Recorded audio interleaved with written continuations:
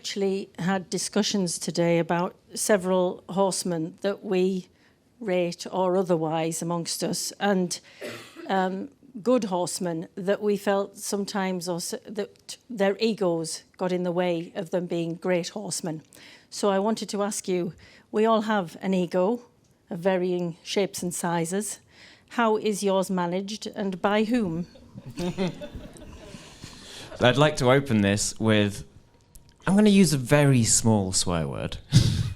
But I have a rule, okay? Rule 1. So if you're a small person, plug your ears. Rule 1, don't buy into your own bullshit, is my first thing. I meet so many people who, when they start to do well, that the legend takes over the person. And I think that's always been a big thing for me, trying to not... Like, you'll notice already this evening, I make fun of myself more than I try and make myself sound good. I think the horses will always keep you humbler than any person or anything.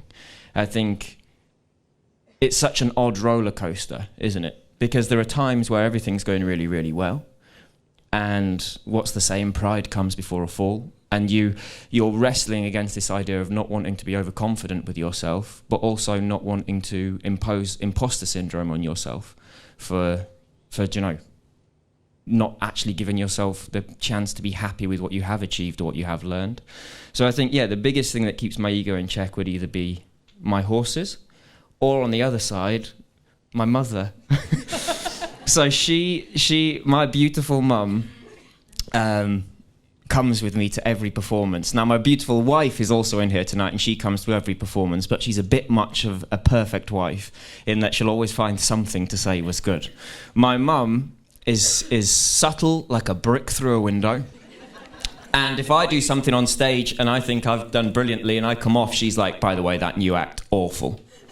Hate that new music. That voiceover you did, terrible. Take it offline. And I think that makes the praise that I get from her more valuable. Because if she will shoot from the hip if she thinks it's not good.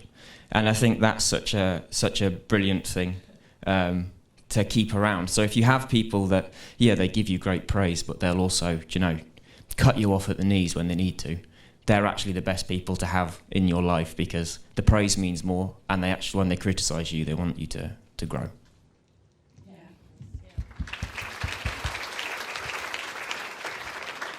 I definitely 100% second that. I have a group of friends that are very quick to take the mick whenever they think I'm even vaguely getting above myself, which really doesn't happen, again, I think because of my family a lot.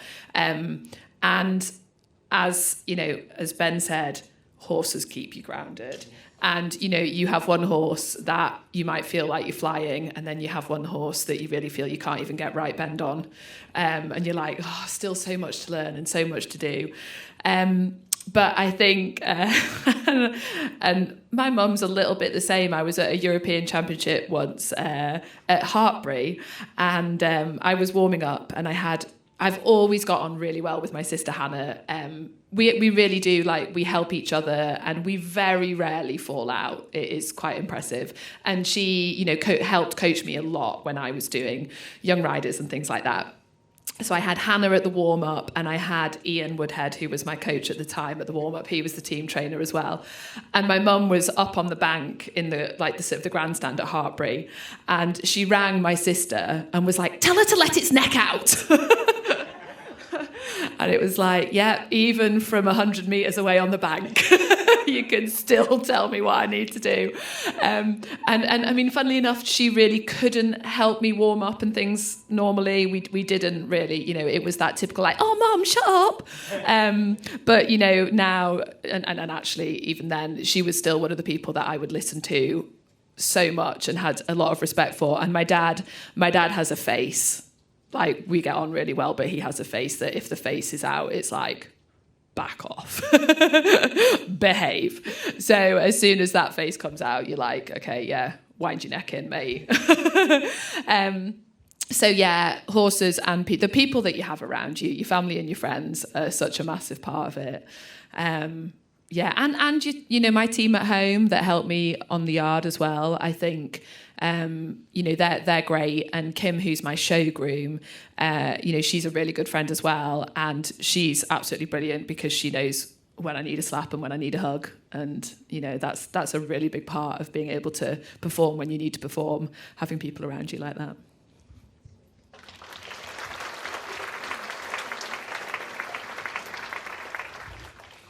A number of years ago on American Idol, I wasn't on American Idol.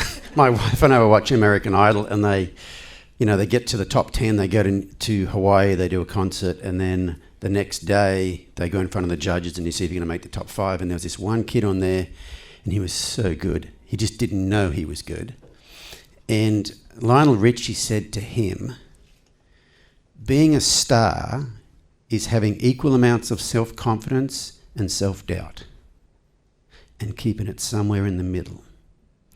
And my favourite Nuno Oliveira quote, if you guys know who Nuno Oliveira is, famous Portuguese classical dressage rider, he says your horse needs to be relaxed yet remain powerful. And it's all about that balance in the middle. For me personally, I've never really had a lot of self-confidence. Like everything, all the good things that have happened to me have actually, all the directions I've gone in that have been really good have mostly been at the suggestion of someone else. Like, hey, I think you should do this. I'm like, oh, do you think I could do that? So I've almost always been having to push myself that way. And then when you do get some success, then you got to kind of, rein it back in again. But for me, I'm probably the one that does all of that stuff. And right now I think I'm in a really good place in life where I'm really comfortable in my own skin. And, I have a big presence, or maybe on social media or in the whatever space you want to call that. But I'm really comfortable there now to where, I don't bite at negative comments. I can let it go. What's the saying? They say, the people that love you and the people that hate you, don't believe them because they're both wrong. Or the people that think you're great and the people that think you suck, they're both wrong. And I just feel like right now I am, at the age of 57, I finally got to the point to where I don't go one way or the other, but it's been a grind to get here.